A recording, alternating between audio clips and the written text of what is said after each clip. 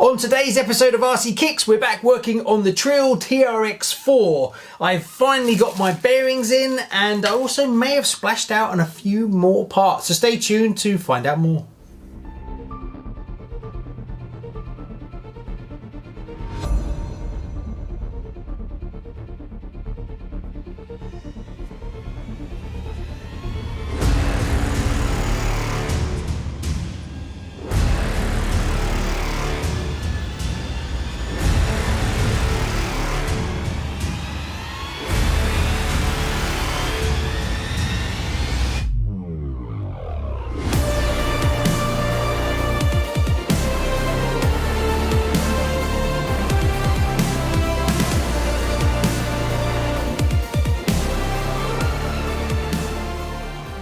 Hi and welcome to RCKicks. On today's show we're back working on the TREAL TRX4. Now if you haven't seen the first video in this series, I'll put a link up here, go check that out first and then come back to this after you've watched that one because this will make more sense. Right, what we're doing today? Well, today we're going to rip off all the axles. We've got the bearings to change every bearing in the truck as they're all completely knackered, and then after that we should be able to fit all these sexy TREAL parts, brass parts on the truck. I might have accidentally spent a bit of money and picked up these beauties. Two aluminium, I think they are, going by how light they are.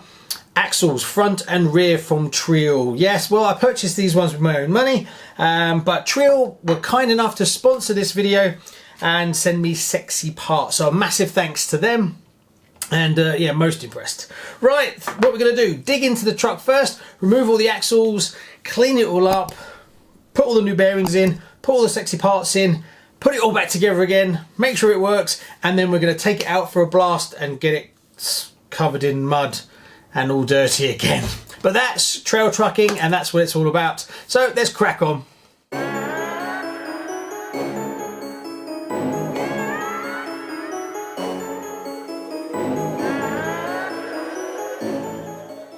I need to change the underskid plate because these ones are cheap and nasty and they kind of drag down the kit when you put them next to some beautiful axles like this.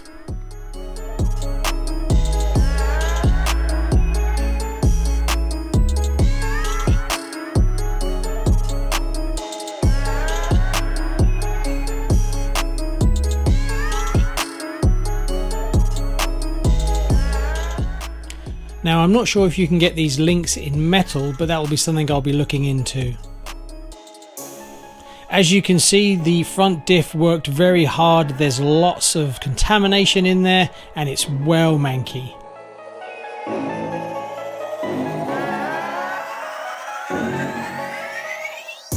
Now I really wanted to keep the water out, so I packed in as much of the marine grease as possible. This stuff is pretty gross. I later on changed to wearing gloves because it just felt so awful. The idea is to get as much air out as possible so that when water tries to push in from the ends, it just has nowhere to go.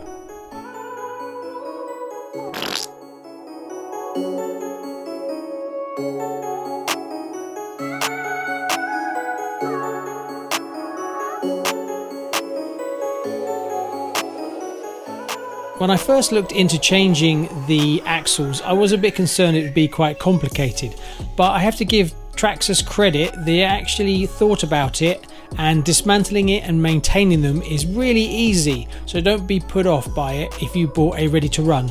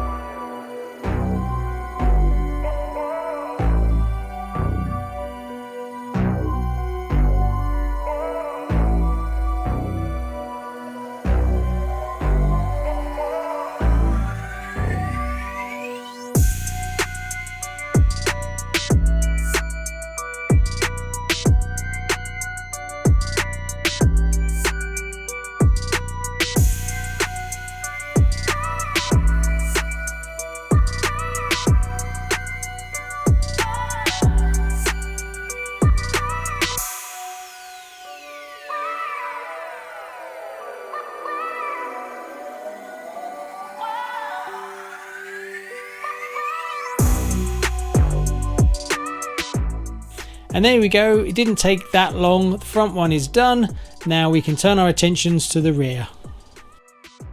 Well, it's been a few hours and it's all done. Well, that's the front done anyway.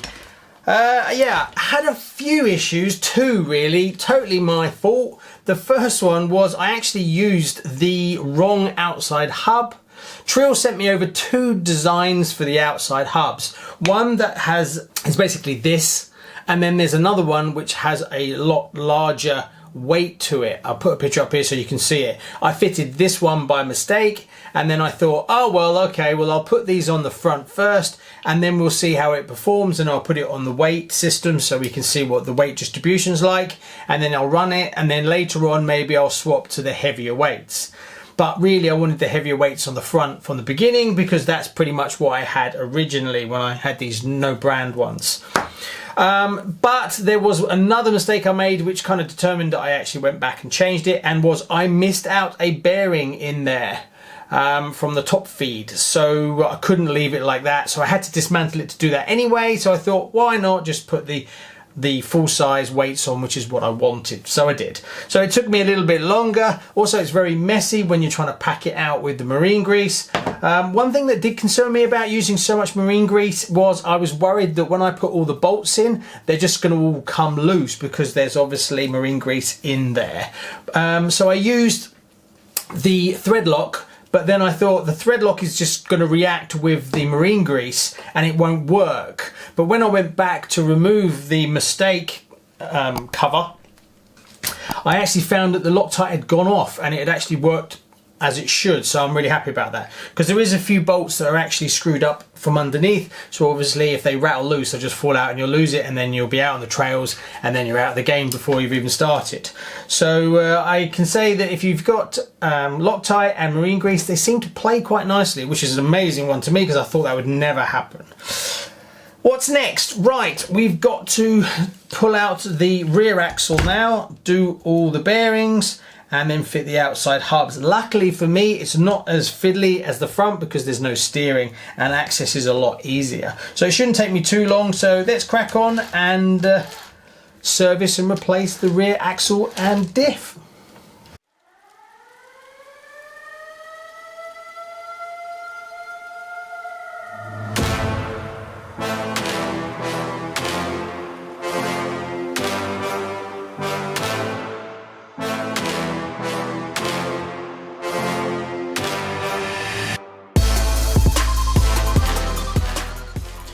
The rear gears didn't look half as bad as the front. They seemed to keep out more of the moisture and dirt. If you have a TRX4, don't be frightened to service the axles.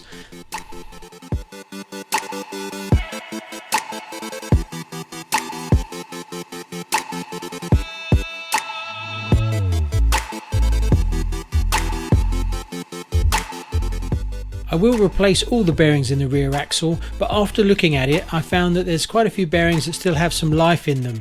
I'll clean them up and save them for next time.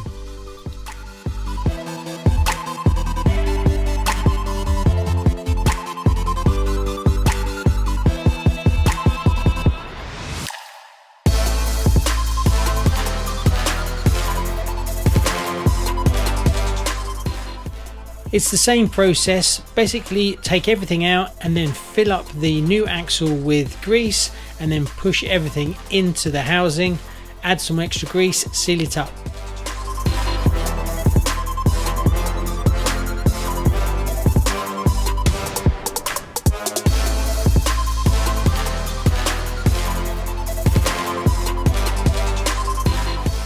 The rear axle is a lot simpler than the front, so if you're doing this for the first time, start with the rear, and then when you go to do the front you'll have more experience.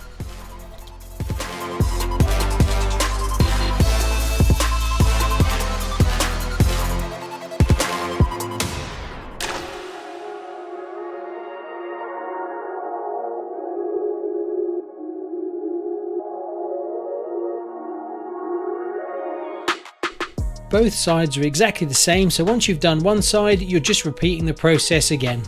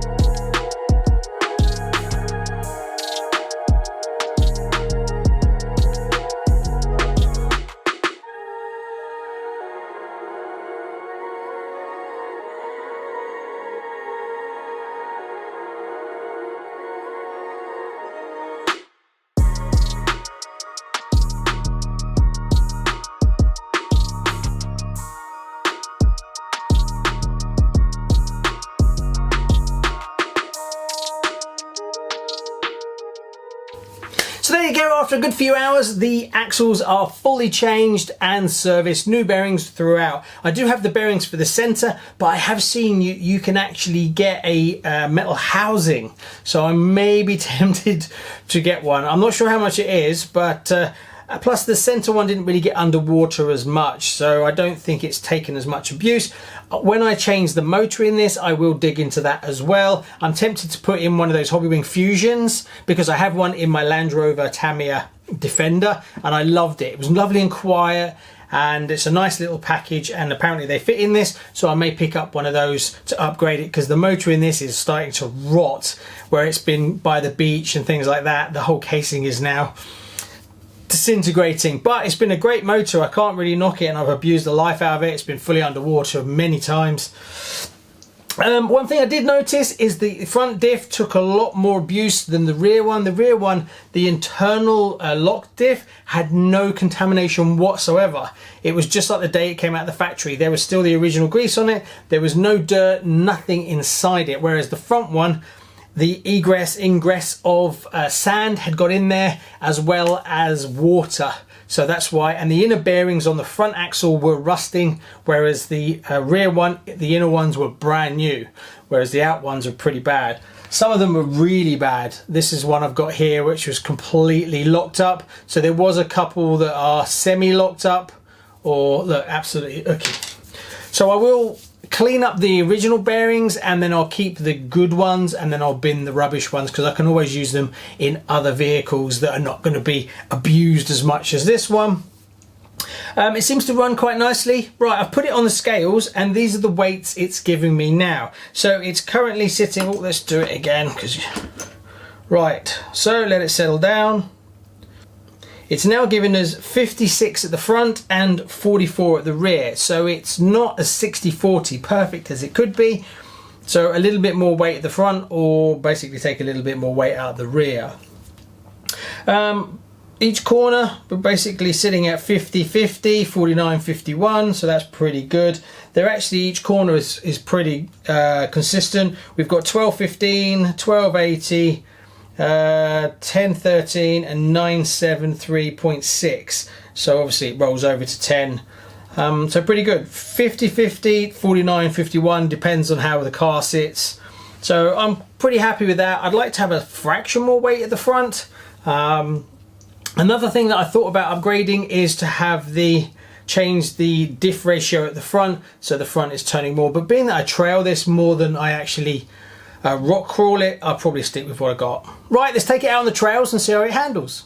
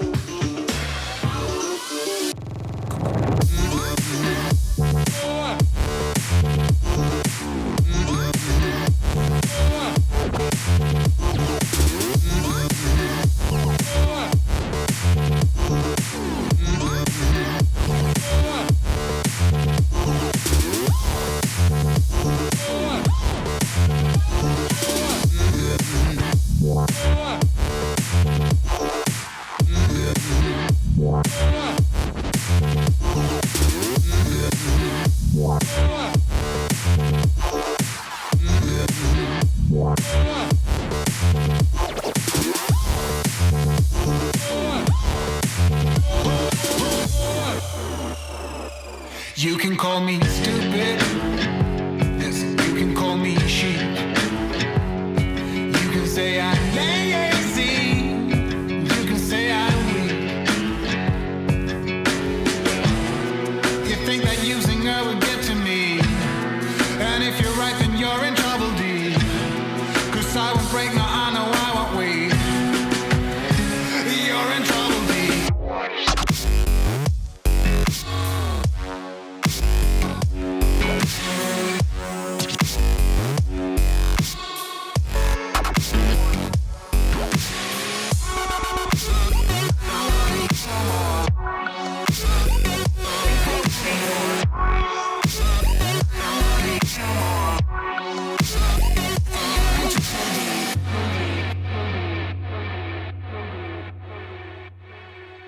But when it comes to her, you better keep it sealed. Don't you dare say a single word, or I will strike you where it feels. You think that using her would get to me, and if you're right then you're in trouble deep. 'Cause I won't break, no I know I won't wait. You're in trouble deep.